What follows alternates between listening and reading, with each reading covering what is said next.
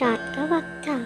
تمام پکشی اپنے گھروں میں سو رہے تھے کہ اچانک جنگل میں تیز ہوا چلنے لگی اور بہت بھیانک جیو اڑنے لگے۔ پورے جنگل میں خوفناک ماحول بن گیا۔ تمام پکشی سمجھ رہے تھے کہ بہت بڑا طوفان آنے والا ہے، مگر حقیقت کچھ اور تھی، اور وہ حقیقت یہ تھی۔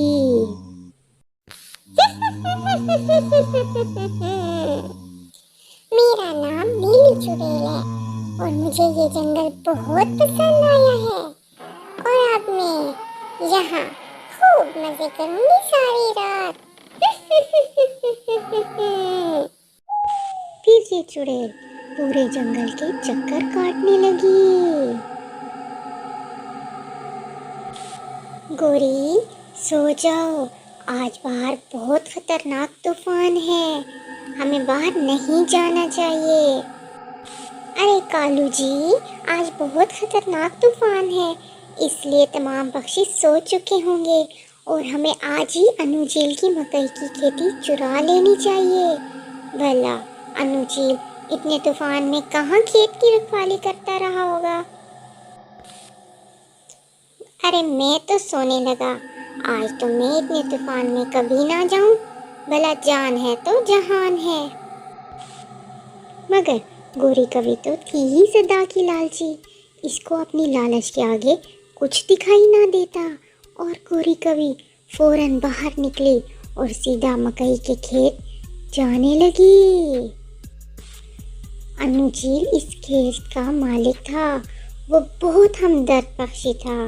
انو جھیل نے اس بار اپنے کھیت میں فصل اگائی تھی مکئی کی، اور جو اب پک کر تیار ہو چکی تھی، مگر گوری اور کالو کو تو اس کی پکی پکائی فصل چرانی ہی تھی۔ گوری کوی کھیت پہنچ کر فصل چرانے ہی والی تھی کہ اچانک زور سے بجلی کڑکنے لگی۔ کچھ خوفناک پکشی تیزی سے اس کے سر کے اوپر سے گزر گئے، پھر اچانک ایک خوفناک دروازہ کھلنے کی آواز آئی۔ گوری بہت خوفزدہ ہو گئی کیونکہ یہاں تو کوئی دروازہ تھا ہی نہیں۔ گوری نے سوچا، فصل پھر کبھی چرا لوں گی، ابھی فوراً مجھے گھر جا کر اپنی جان بچانی چاہیے، اور وہ فوراً گھر جانے کی کوشش کرنے لگی۔ ارے میں کیوں نہیں اڑ پا رہی؟ ارے میں چل کیوں نہیں پا رہی؟ لگتا ہے مجھے کسی نے رسیوں سے باندھ دیا ہے، مگر رسیاں تو نظر ہی نہیں آ رہی۔ پھر گوری زور زور سے رونے لگی کہ اچانک اس کو کسی کے ہنسنے کی آواز سنائی دی۔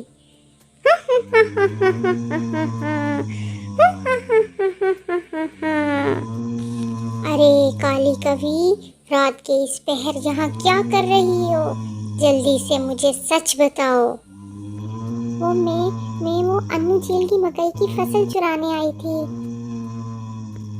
ارے مجھے چوری سے سخت نفرت ہے، اب اس کی سزا آپ کو ضرور ملے گی۔ پھر گوری کوی معافیا ہی مانگتی رہ گئی، مگر نیلی چڑیل اس کو اپنے ساتھ جادو کے ذریعے لے گئی دوسرے ویران جنگل۔ پھر اگلی صبح کالو کوی نے دیکھا کہ گوری ابھی تک واپس نہیں آئی۔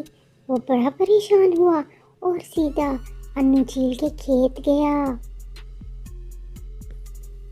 ارے لالچی کوے، آپ پھر میرے کھیت کی فصل چرانے آ گئے؟ ارے نہیں چیل جی، میں تو گوری کوی کو تلاش کر رہا ہوں، وہ کل رات سے غائب ہے اور ابھی تک اس کا کوئی پتہ نہیں۔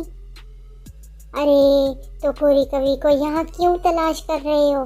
یہاں نہیں ہے، جاؤ اس کو کہیں اور جا کر تلاش کرو۔ ارے چیل جی، میں آپ سے معافی چاہتا ہوں، آپ گوری کوی کو چھوڑ دیں، ہم آئندہ کبھی آپ کی فصل کی طرف نہیں دیکھیں گے۔ پھر کالو کوی نے انو جھیل کو ساری حقیقت بتائی۔